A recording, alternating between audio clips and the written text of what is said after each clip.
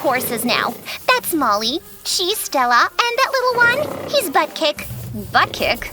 That's a weird name. He deserved it after he kicked my butt last month. Just thinking about it makes my butt hurt. I imagined the scene in my head and burst out laughing, which made Ashley so angry that she pounced on me. But I sidestepped just in time and she fell face first into a pile of horse poop. Hey, I'm Sophie. I was born to super successful parents who own the entire city of Willow Creek. Like, we had a mansion the size of Jurassic Park, our own private Disneyland, and I had 7 pet unicorns. Okay, you got me. Willow Creek isn't even a city. Jurassic Park exists only in movies, and unicorns, well, I think they exist. We just call them rhinos here in my town. So friends, as much as I wanted that to be real, it wasn't. In reality, I'm neither a princess nor an heiress. My parents worked regular 9-to-5 jobs, and we just had enough to get by.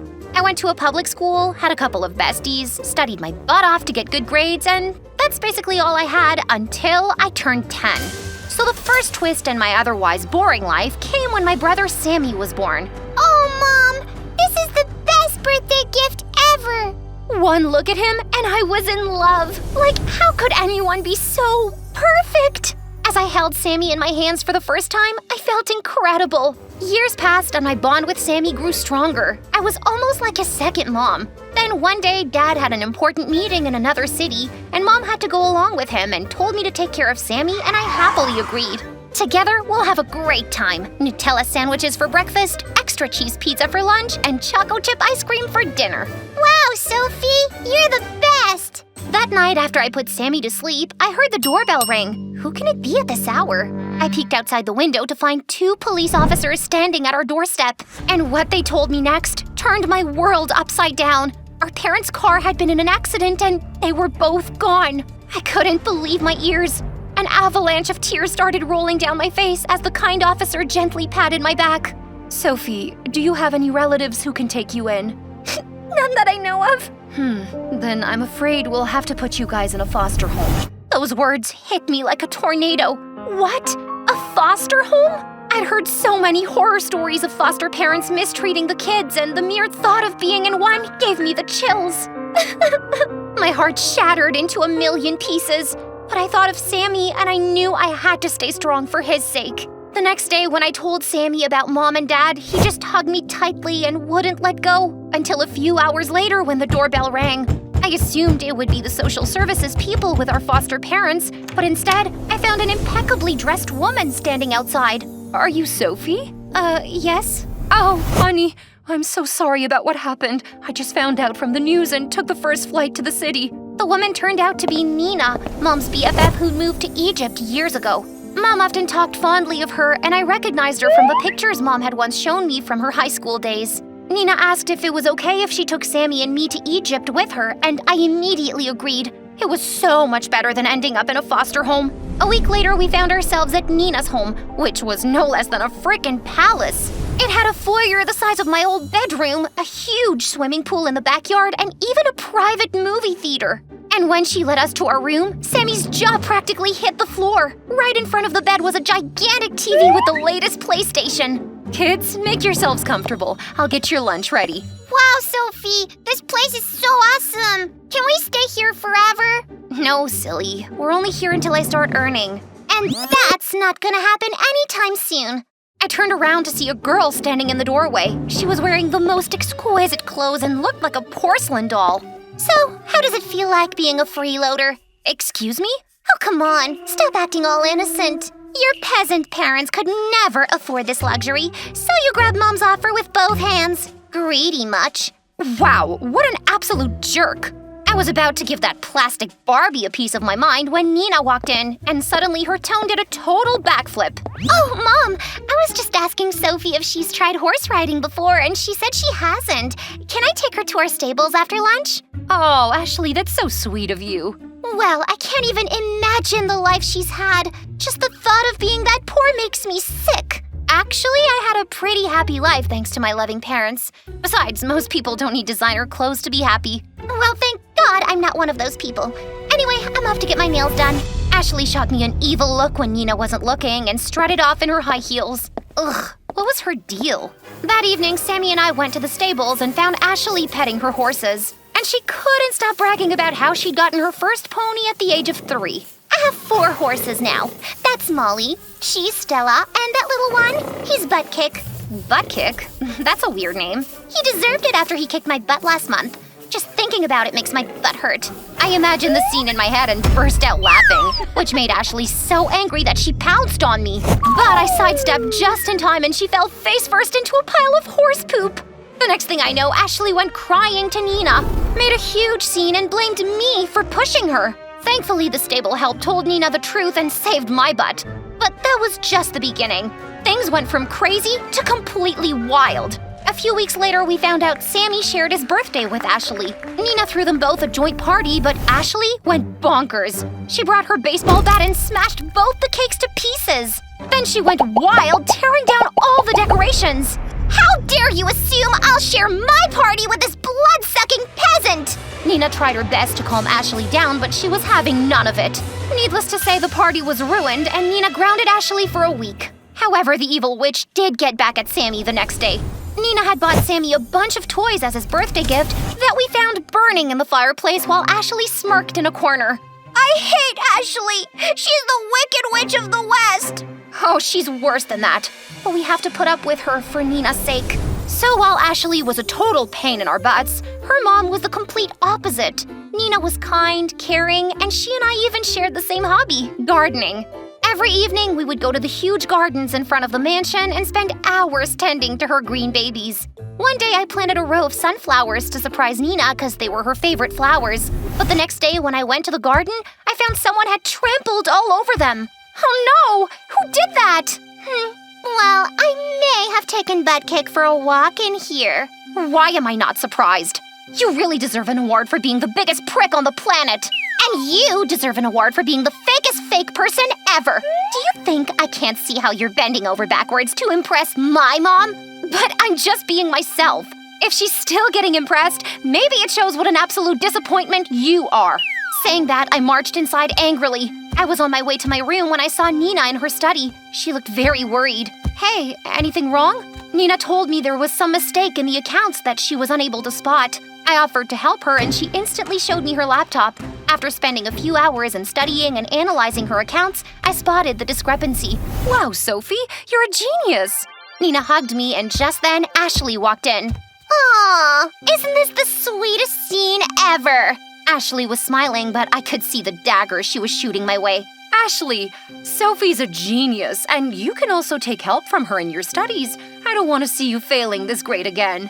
Oh, yes, great. Why not? Well, most of our study sessions involved me doing Ashley's project and homework while she gossiped with her dumb friends nonstop on her phone. You know that witch, Tia? Well, she brought a fake Gucci to school and... Can you stop blabbering? I can't focus. But isn't Einstein's law of motion like the easiest chapter in chemistry?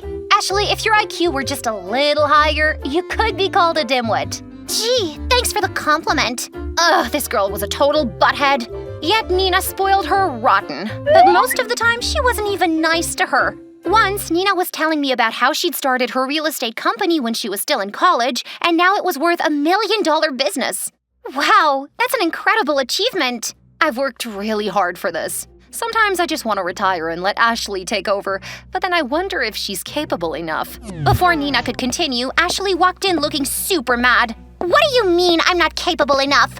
Ashley, I just meant you're still immature. Yeah, immature. But I'm still not as immature as you were when you were my age. Right, Mom? Suddenly, Nina's face turned ashen. Stop it, Ashley, and go to your room. Why? You're afraid I might bring some skeletons out of your designer closet? Calm down, Ashley. I think I should just leave. I got up and was about to walk away, but Ashley grabbed my hand tightly. No! You sit right there and listen to what your dear Nina did when she was in high school. She got pregnant and then fled her own country because she couldn't bear the shame. There was pin-drop silence in the room for a few minutes. Nina looked stunned. Ashley still looking raging mad, and I just wanted to disappear because I didn't sign up for this family drama. Just when the silence got too loud, Sammy walked in. I'm hungry, Sophie. I want pasta. Totally glad for the distraction, I walked away with Sammy in a hurry, leaving the mom-daughter duo behind. But imagine my shock the next morning when Nina and Ashley acted completely normal, as if nothing ever happened between them. In fact, Nina announced she decided to enroll me into Ashley's school. As I'd expected, Ashley's school was full of snobs like her. I felt totally out of place, but I just decided I'd focus on my studies. So on my first day, I was walking towards the library when a football came flying out of nowhere and hit me smack in the face. Ow! I was rubbing my bruised cheek when a guy's deep voice made me turn around. Hey, you okay? The guy standing in front of me had the bluest blue eyes and a smile that made my heart flutter. I'm sorry, I was just trying to impress the guys with a perfect pass. And obviously that was impossible without knocking me out. I guess we're even, since you just knocked me out with your gorgeousness. The guy then took my hand and placed it on his chest. See how fast my heart is beating? Tell your heart to stop or you might get a stroke. I'd happily get a stroke, if your phone number comes free with it. Gosh, this guy knew how to flirt. But for all I knew, he was another rich snob who was just messing around. So I turned around to leave, but he followed me. Hey, please, let me make it up to you. How about I buy you lunch? The guy kept insisting, so I was like, why not? So at lunchtime, Derek and I hung out at the cafeteria. Derek told me he was the school football team's quarterback and the president of the drama club. Drama club? That's impressive. I love Shakespeare. Really? Then you should totally come to see me play Romeo. Girls literally swoon. Actually, Romeo and Juliet is my least favorite play. I like Hamlet better. Well then, Hamlet it is. Let's go watch it at the local theater. Just then, Ashley walked in with her friends, and when she spotted me, she looked ready to explode. What are you doing here with my boyfriend? Your boyfriend? I looked at Derek, but he seemed just as confused as me. I don't remember asking you out, Ashley. Oh, but you will very soon. I heard my mom talking to your mom yesterday. They're planning to get us engaged in a few years. Yikes. Apparently, Nina and Derek's mom were good friends and business partners too, and Ashley and Derek knew each other since they were in kindergarten.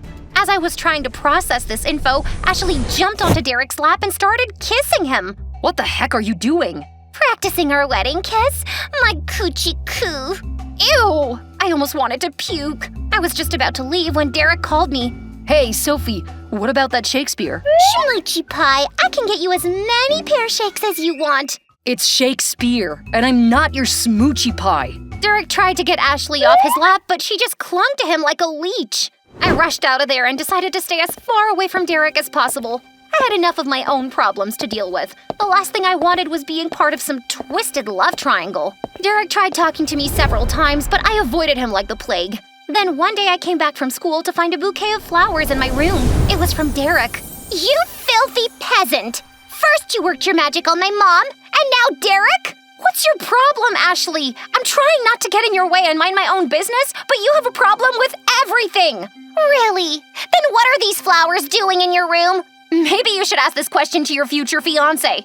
Remember this, you ugly witch. If you try to take what's mine, I'll destroy whatever is dear to you. The way Ashley said that sent a shiver down my spine, but I just ignored her and even threw the bouquet into the trash. Later that evening, I went to Sammy's room to help him with his homework, but he wasn't there. Feeling a little panicky, I started looking for him, but it was like he'd simply disappeared. Suddenly, Ashley's words played in my head. If you try to take what's mine, I'll destroy whatever is dear to you. Now I went into full-blown panic mode. I started screaming Sammy's name at the top of my lungs. After a few seconds, I heard him from the backyard. When I rushed outside, I found him locked inside one of the doghouses. Sammy, who locked you in? Ashley, she said we're playing hide and seek, but when I got in, she locked me. That was the last straw. I could tolerate everything, but I just couldn't risk my brother's safety. He was all I had. We need to leave this place, now. But why? I like it here. Honey, it isn't safe anymore. Ashley said she might harm you. I can't take any risks. But why don't you tell her mom she's being a bad girl? What would I tell her? It's not like she's done anything. Besides, Nina's her mom. She'll obviously take her daughter's side. Sammy and I left the mansion that night without telling anyone. We took a train to another city where we stayed in a homeless shelter for a few days. Then I started babysitting and working as a waitress to earn money. In a few months, I impressed the restaurant's owner with my hard work and dedication, and he made me the cashier. Soon we moved to a tiny apartment, and I even finished high school. Based on my high school results, I got into a good law school and poured my heart into studies. 6 years later, I landed a job at a prestigious law firm. That evening, Sammy and I decided to get dinner at a fancy restaurant to celebrate. I was waiting for him to park the car when someone rushed past me. A whole mob was following him, shouting, "Thief, thief, thief!" I ran after the guy and soon caught up to him, but when I turned him around, my eyes almost popped out. It was Ashley dressed like a homeless beggar. I looked at the mob catching up on us. I immediately called Sammy, grabbed Ashley's hand, and we ran as fast as we could. "Sammy, bring the car to the corner of the street, quick!" In a matter of seconds, Ashley and I reached the car where Sammy was waiting for us. Soon we were speeding down the street. Care to explain what that was? Well, I stole a man's wallet. I've not eaten anything since the past 2 days. Suddenly, Ashley broke down, and what she told me next left me shook. The day you left, Mom figured out I was behind it. She got super mad, but I was angrier. I started hanging out with the wrong crowd. I even dated a guy against my mom's wishes and ran away with him. But he stole all my money and jewelry and totally disappeared. But why don't you go back to your mom? You don't understand. I was too ashamed to go back because I'm not Mom's real daughter. I'm just a nobody who someone dumped on her doorstep years ago. That's why when she brought you guys home, I felt so insecure. I thought she was trying to replace me. Ashley kept crying and apologizing to Sammy and me, but suddenly her voice faded and she passed out. I asked Sammy to rush us to the hospital. Meanwhile, I called Nina and told her everything. "Don't let her go anywhere. I'm coming right away." A few hours later, Nina was at the hospital with Derek. "Where's Ashley? How is she?" The doctor said she's stable now, but she's very weak. Just then, the nurse told us Ashley had regained consciousness. Nina and I went into her room and I watched in tears as the mom-daughter duo had a happy reunion. Even Sammy's and Derek's eyes looked suspiciously moist. That evening, Ashley was discharged. Nina and Sammy took her home while I stayed back with Derek to settle the bills. So are you dating anyone? No, are you? No. And just for the record, I never dated Ashley. And why are you telling me this? 'Cause, I'd love to pick up where we left. Derek gave me that lopsided smile again, and I swear I felt my heart melt.